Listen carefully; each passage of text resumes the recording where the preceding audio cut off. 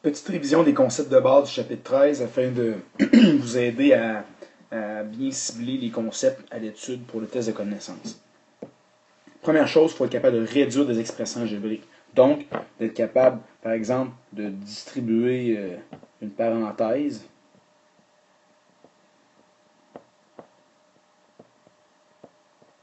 J'ai ça ici de main, j'ai une parenthèse. On la distribue, on multiplie chacun des termes à l'intérieur, on respecte les signes.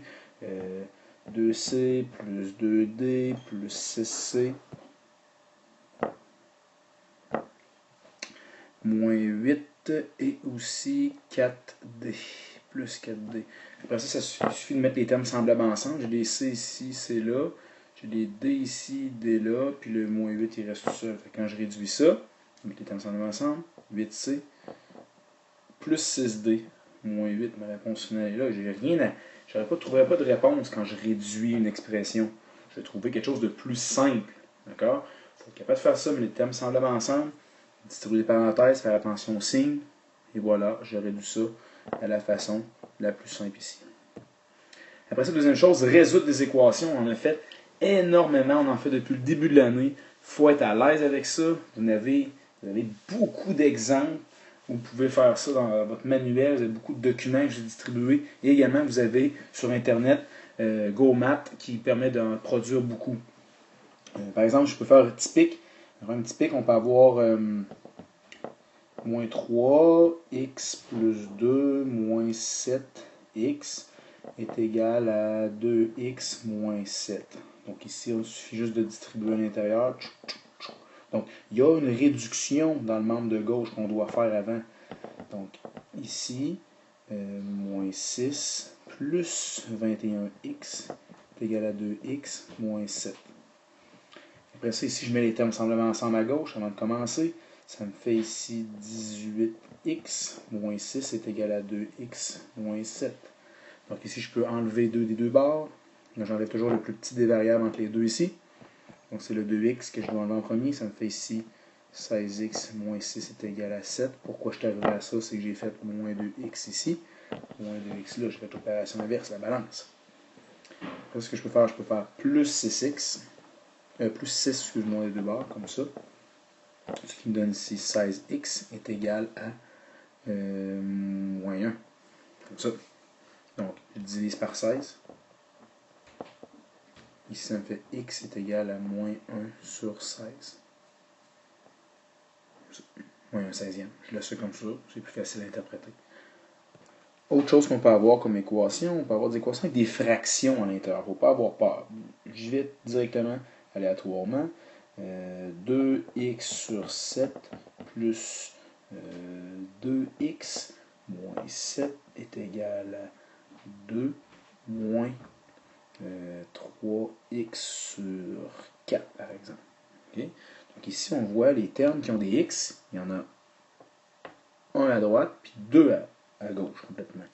Oui, on vous dit tout le temps d'éliminer le x de part et d'autre, qui est le plus petit de la gang, mais dans un cas comme celui-là, ce que je vais faire, je vais essayer d'éliminer lui qui va m'aider à avoir juste une réponse l'autre bord. Donc ici, si j'enlève le moins 3x sur 4, il me reste 2. Donc ça va être beaucoup plus facile d'arriver à une réponse à la fin.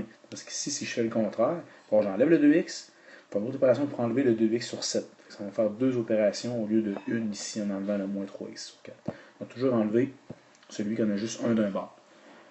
Ici, ce que je vais faire pour commencer, je vais faire justement moins 3x sur 4 des deux bords. Moins 3x sur 4 des deux bords. Ici, on va donner directement 2. Ici, mentalement, c'est difficile de mettre tous les x ensemble. Fait que regarde bien, je vais réécrire sur ça ici, plus 2x, moins 3x sur 4. Je m'introduis entre les deux ici, c'est plus facile à voir. Donc ici, j'ai les trois termes qui sont en x. Ils sont semblables, je peux les mettre ensemble, mais avant de les mettre ensemble, il faut que je regarde le dénominateur commun. J'ai pas le même dénominateur. Sur 7, sur 4, puis ici le 2, quand tu as un terme qui n'a pas, pas de fraction, tu peux le mettre sur 1. Ici, 7, 1 et 4. Dans le commun, ça va être 28. Donc, ça va être sur 28 ici.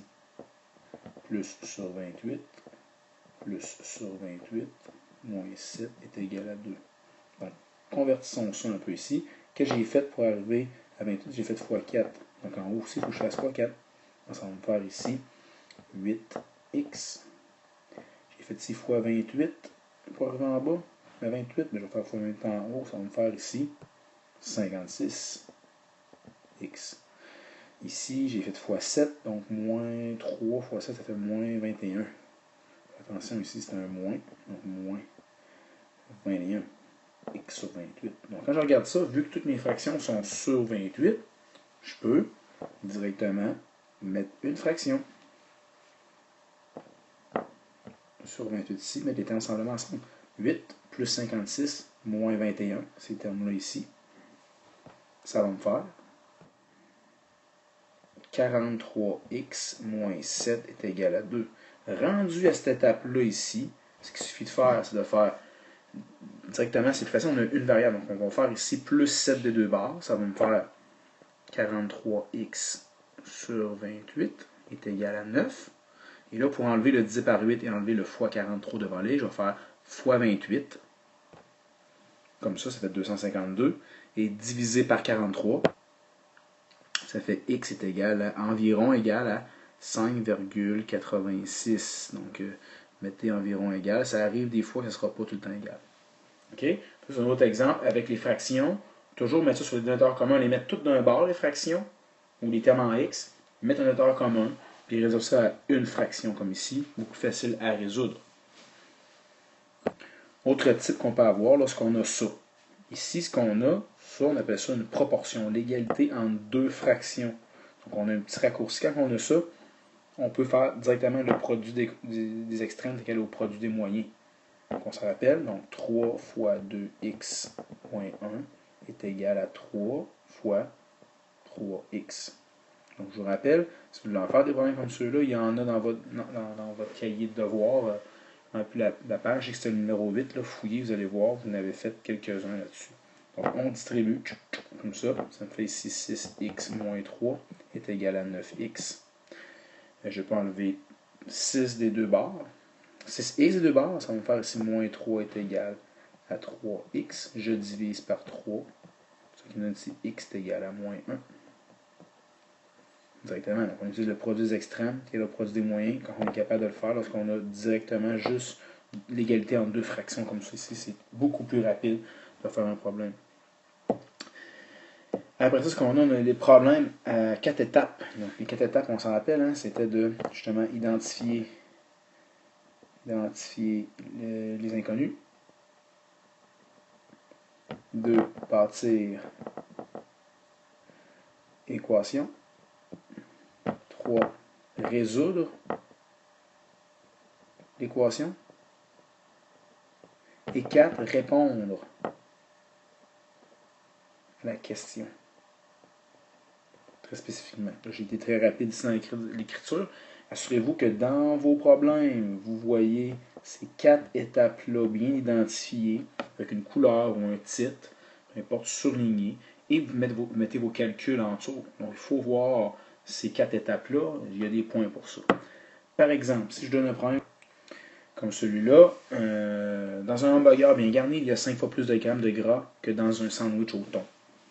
2 hamburgers et 3 sandwichs au thon fournissent ici 91 grammes de gras. Combien y a-t-il de grammes de gras dans une douzaine d'hamburgers? Donc ici, on va identifier les inconnus. Comment ça? Identifier inconnus. Okay, il faut le marquer au long.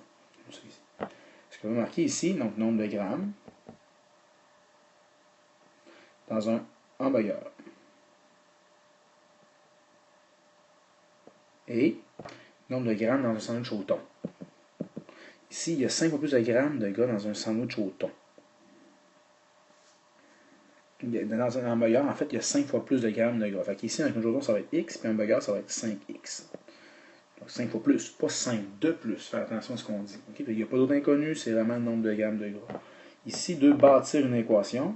On va bâtir une équation. Okay? On voit directement la différence entre les deux. Vous allez bâtir une équation ici. On dit que 2 hamburgers, donc 2 hamburgers, et 3 sandwichs au thon, donc 3 fois X comme ça, fournissent 91 grammes de gras. Donc, égal 91 grammes de gras. je viens de bâtir l'équation. Je pourrais jumeler ma troisième étape ici, là, bâtir et résoudre l'équation. OK? Qu'est-ce que je pourrais avoir directement ici? Ce serait 10x plus 3x égale 91. Je pourrais avoir 13x égale 91. Et après ça, divisé par 13 pour que x soit égal à 7. Comme ça ici. On vient de trouver directement le nombre de grammes de gras dans un sandwich au thon. Et aussi également dans un hamburger. Donc, si on veut répondre directement à la question, qui serait ma quatrième étape, ici, donc je pourrais marquer, faire ça ici sur l'autre page, une douzaine d'hamburgers, donc quatrième étape, répondre à la question. Donc, 4, pas 4, excusez-moi, 12 fois 35 grammes égale, ici, 420 grammes de gras dans une douzaine de hamburgers. C'est comme ça qu'on fait le problème. J'identifie mes étapes, j'ai rempli, c'est toujours le même principe pour n'importe quel des problèmes. Des fois, les inconnus, il y en a plus. Des fois, c'est plus subtil à identifier. Il faut bien lire les questions, relire, puis se le dire dans sa tête. Puis regarder si ça fait du sens lorsqu'on ça a de l'allure lorsqu'on relit les questions qu'on vient de faire. Autre type de question qu'on peut avoir dans un problème comme celui-là, c'est un problème avec de l'argent. Au supermarché, Luc achète 2 fois plus de muffins que de pain. Chaque muffin coûte 99 sous et chaque pain coûte 3,29 $. Combien Luc a-t-il acheté de pain si sa facture totale est de 15,81 $? Donc ici, même chose encore une fois, 1. Identifier les inconnus. Les inconnus ici, c'est le nombre de pains puis le nombre de muffins. Nombre pain, nombre muffins. Donc ici, j'ai 2 fois plus de muffins que de pain. Donc 2 fois plus de muffins que de pain. D'accord? Bâtir une équation. Et c'est là que il faut faire attention dans les problèmes comme ça qui comportent de l'argent. La facture est de 15,81 $. Donc ici, 15,81 $ va provenir de la quantité de pain qu'on va acheter fois le coût d'un pain et la quantité de muffins qu'on va acheter fois le coût des muffins. Donc ici, si j'ai un pain, le pain coûte 3,29 $, d'accord, fois, ici, la quantité de pain, je ne sais pas, donc fois x, plus 99 sous, fois 2x. Ici, on va essayer de trouver l'équation que ça va donner. Donc ici, ça va donner 3,29x plus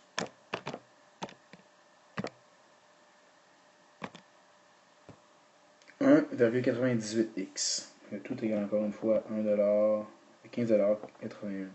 Si j'additionne ça ensemble parce que ce sont des termes qui sont semblables, je vais obtenir directement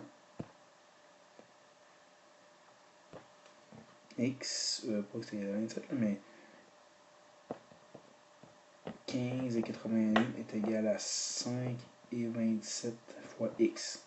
Je divise par 5,27 des deux bords, ce qui me donne ici x est égal à 3.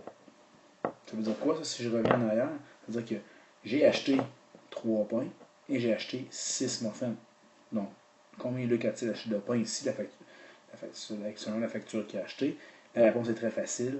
C'est 3 pains ici qu'il a acheté dans ce problème-là. Donc, c'est juste pour vous montrer le principe qu'on doit toujours multiplier la valeur de l'objet ici fois la quantité qu'on achète. Donc, la valeur de l'objet fois la quantité qu'on achète, ce qui donne la facture totale ici. On ne peut pas avoir, par exemple, x plus 2x qui donnait ici 15,81, ça ne fait pas de sens. Il faut s'assurer de bien faire les bonnes choses lorsqu'on a un problème avec de l'argent.